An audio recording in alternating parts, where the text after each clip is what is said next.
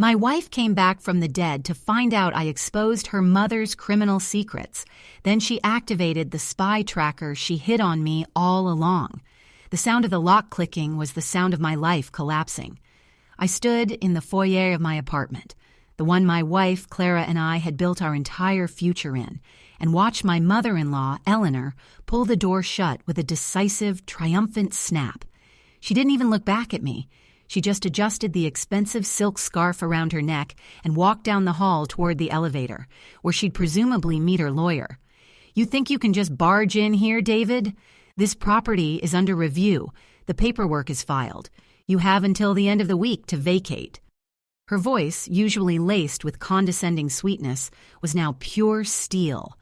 I felt the blood drain from my face. Review? Eviction? We'd been married for 7 years. This place was supposed to be ours, legally secured after Clara passed away last year. But Eleanor, the grieving mother, apparently had a different definition of grief, one that involved seizing assets. "Eleanor, stop," I managed, my voice raspy. "This is insane. We talked about this. The will explicitly states—" She turned then, a terrifyingly beautiful predator. "The will states what my daughter thought she wanted, David. But Clara was unwell toward the end, emotionally compromised, and frankly, you've been an absolute liability since she left us. Who needs that kind of financial drain hanging around?" That was the knife twist. Not the apartment, though that was devastating, but the implication that my love for Clara, my struggle to keep things together after her sudden illness, was some kind of calculated move on my part. I knew arguing was useless. Eleanor didn't debate, she dictated terms. She had controlled Clara's life, her finances, and now, apparently, her estate, all under the guise of maternal concern.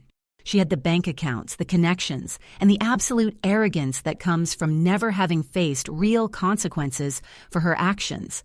For 3 agonizing days, I lived out of boxes, sleeping on a cheap fold-out mattress in my office, watching Eleanor's expensive legal team circle like vultures.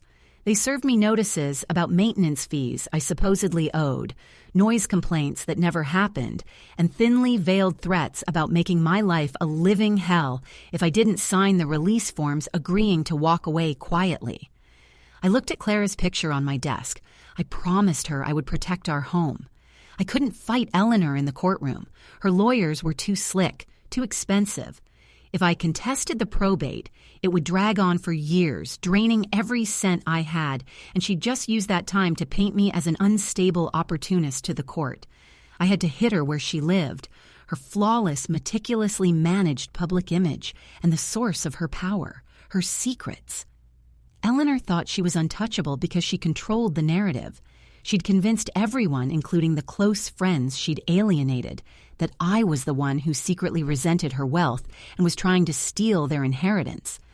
I spent those 3 days doing something I hadn't done since my early 20s, digging. I bypassed the easily accessible digital trails. Eleanor was too smart for that. I went old school, accessing the paper archives she insisted on keeping in the dusty, climate-controlled wine cellar beneath the house. She hadn't moved out yet. She was merely supervising the packing team. I needed leverage, something concrete that would make her drop the eviction like it was burning her hand. On the 3rd night, fueled by stale coffee and raw fury, I found it. Tucked behind a false panel in a safe I bypassed, using a combination I remembered Clara mentioning years ago, a silly anniversary date, was a slim, leather-bound ledger. It wasn't a financial record. It was a diary, or perhaps a meticulous ledger of favors and arrangements. I flipped through the brittle pages, my heart hammering against my ribs. There were dates, names, powerful names and notations that made my stomach turn, mentions of payoffs, of silencing witnesses, and chillingly, of a long-forgotten incident involving a major corporate espionage charge years ago that nearly ruined her estranged brother, Mark. It looked like Eleanor hadn't just paid off the investigators back then. She'd orchestrated the whole thing to gain control of his shares. This wasn't just about money. This was proof of a deeply organized scheme to manipulate the legal system, a pattern of calculated destruction. This was the kind of evidence that wouldn't just halt an eviction. It would land Eleanor in serious legal trouble, potentially facing charges related to conspiracy and obstruction of justice. A real attempt to destroy someone's life, but legally framed as a corporate maneuver, not a street crime. A tashki obvinenia if it ever came out. I photographed every page, backed up the files onto 3 separate encrypted drives, and slipped the ledger back into its hiding spot, wiping my prints clean. I was ready. The next morning, I didn't go to the lawyers. I walked right into the grand living room where Eleanor was overseeing the movers, a smug smile plastered on her face as she directed the removal of Clara's favorite antique piano. "Good morning, Eleanor," I said, my voice calm, level. "I think we need to discuss my tenancy agreement again." She didn't even pause her direction to the movers. "David, this is your final warning. Leave now or I call the authorities to have you forcibly removed." I stepped closer, holding my phone loosely in my hand. The sun caught the screen just as I unlocked it. "Before you do that, Eleanor, I want you to look at this date, February 14th, 2018. Does that ring a bell? It's the day you made sure Mark's entire life fell apart so you could take control of his portfolio. I have the original ledger. Every name, every transaction, every threat. You try to evict me, and I don't just walk away quietly. I send this package to the Service of Internal Security." Eleanor froze. The smugness shattered, replaced by a look of sheer, white-hot terror I had never seen directed at me before. Her lips parted, but no sound came out. The movers stopped dead, sensing the sudden shift in atmospheric pressure. Then a voice cut through the silence, a voice I hadn't heard in 6 months, a voice that should have been miles away visiting her sister. "What exactly are you threatening my mother with, David?" I slowly turned around. Standing in the doorway looking pale but very much alive was Clara. The air in the massive living room solidified. It wasn't just the sound of Clara's voice. It was the impossible reality of her standing there, looking directly at me. Her expression a mask of cold appraisal I didn't recognize. The woman I had buried, the woman whose absence had hollowed out my world, was standing in the doorway, looking like she'd just stepped out of a high-end medical facility, not a grave. Eleanor, miraculously recovering faster than anyone thought possible, let out a strangled gasp that was half relief, half renewed panic. She surged forward, dropping the pretense of being untouchable. "Clara, darling, you're home. Thank God you're home. This man, this usurper, he's been harassing me, trying to steal our belongings after your tragic passing." Eleanor threw herself at Clara, clinging to her arm, desperately trying to reclaim her narrative. Clara didn't flinch. She didn't hug her mother back. She gently, almost surgically, removed Eleanor's hand from her elbow and stepped around her, her gaze locked entirely on me. "Tragic passing?" Clara's voice was low, steady, and utterly devoid of the warmth I remembered. It sounded rehearsed, polished for an audience. "I haven't died, David. I've been recovering." My mind refused to process the visuals. The pallor, the slight tremor in her hand as she smoothed down her expensive black suit, a suit I'd never seen her wear, it all screamed wrong. "Recovering where, Clara? For 6 months? I held your funeral. I buried an empty casket because you couldn't even give me the decency of a body, and Eleanor told me you died in that experimental clinic in Switzerland." The facade of my composure cracked. The months of grief, the pain of watching Eleanor systematically dismantle my life, all erupted in a furious, desperate confusion. Clara's eyes narrowed. The clinic was a necessity. I wasn't well, David. I was compromised, but I'm better now, which means I'm back to handle my own affairs.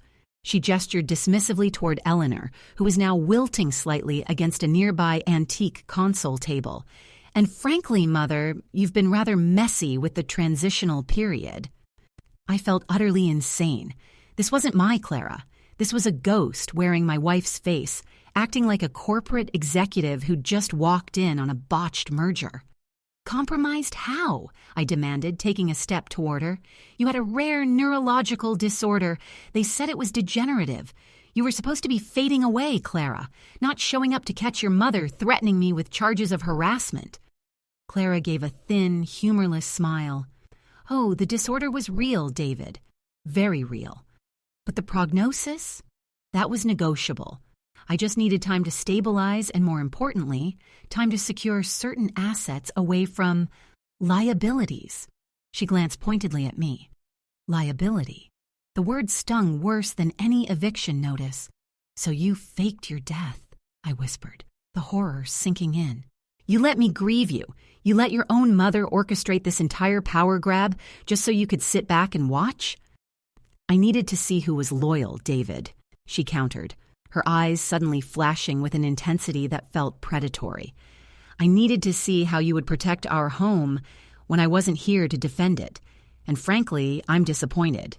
You were ready to fold under Eleanor's pressure for a quiet settlement. But then, she stopped, looking at the phone still clutched in my hand. She didn't need to see the screen. She knew what I had found.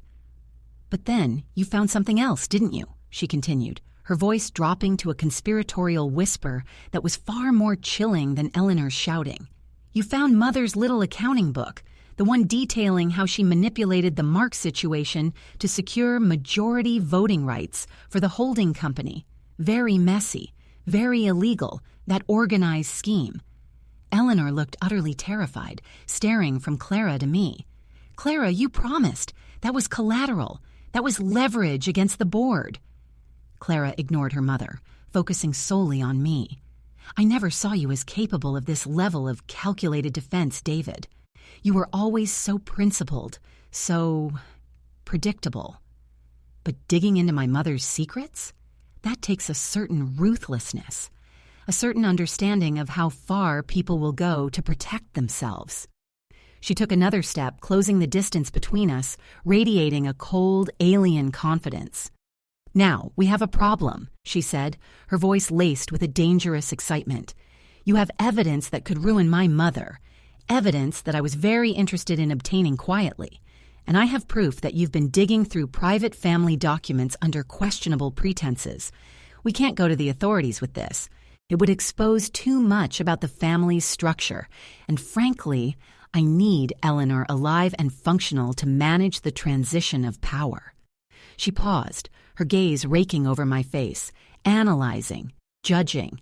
So, here is the new reality, David. You stop the eviction threat. You forget the ledger exists. And in exchange, I stop the inevitable countersuit my mother's lawyers are preparing. A countersuit claiming you stole proprietary family data while Clara was incapacitated, which we can easily paint as an attempt to blackmail the family over the inheritance. She leaned in, her breath strangely cold against my ear. Or you release that information about my mother's past dealings. That whole attempt to destroy Mark's life with those fabricated claims of being a radical, and I have no choice but to assume you are complicit in whatever shadowy network she was dealing with back then. Because honestly, David, who else knew about those specific details?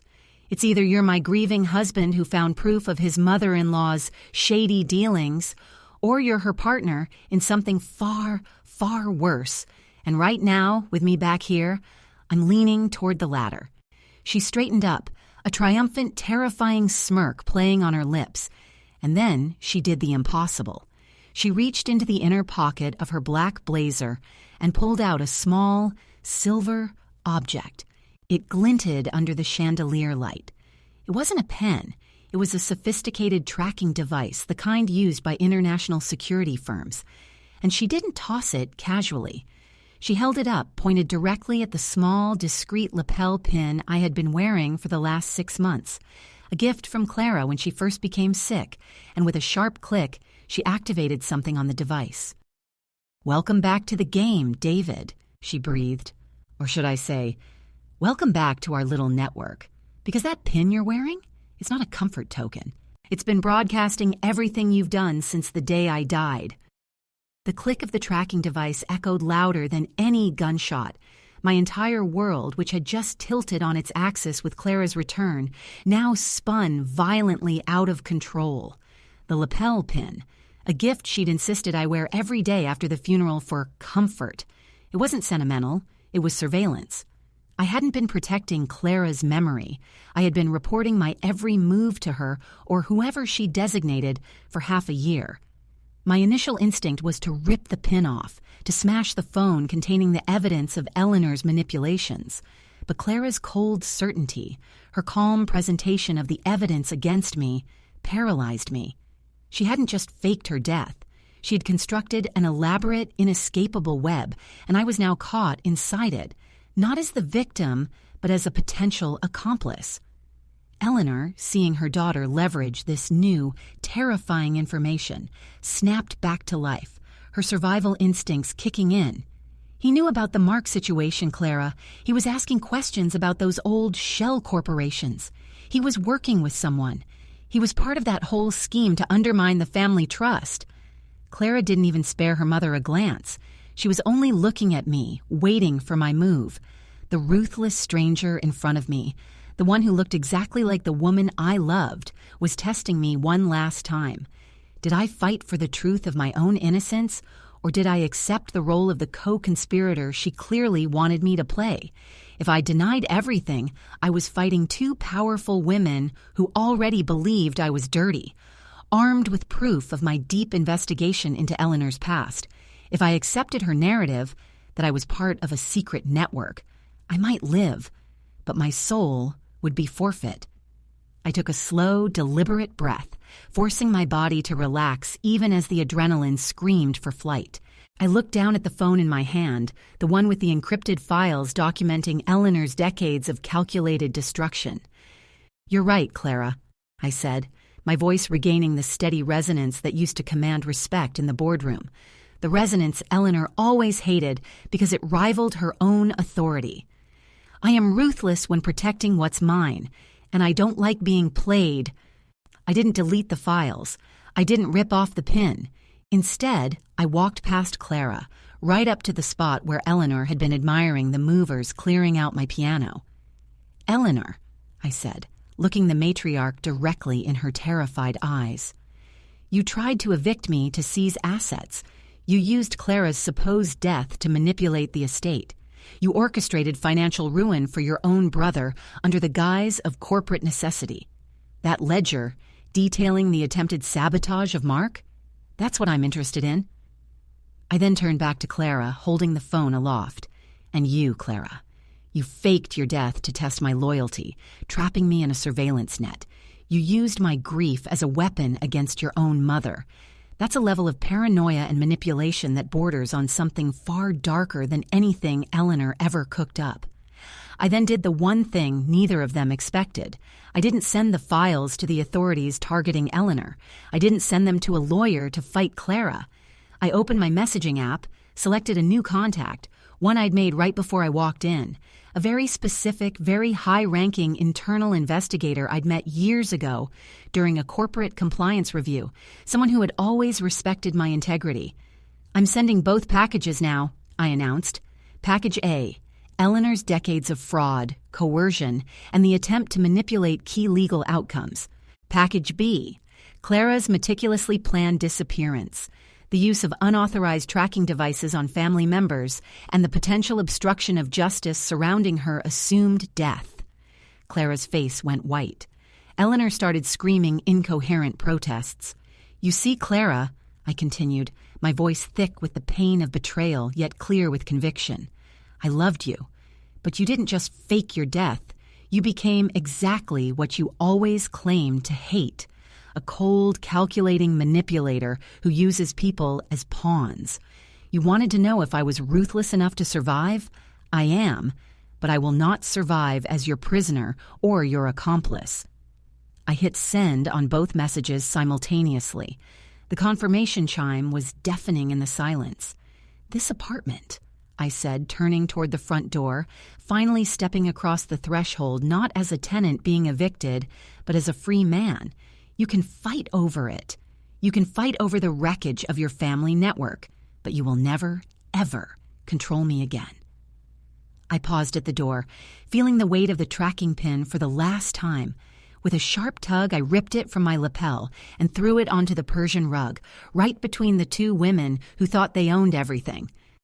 As I walked out, leaving the screaming matriarch and the returned ghost locked in a terrifying standoff, the sound of distant sirens, faint but rapidly growing louder, began to cut through the air. I hadn't called them, but I knew exactly who would answer the calls I'd just sent. Justice, messy and indiscriminate, was finally arriving at the front door.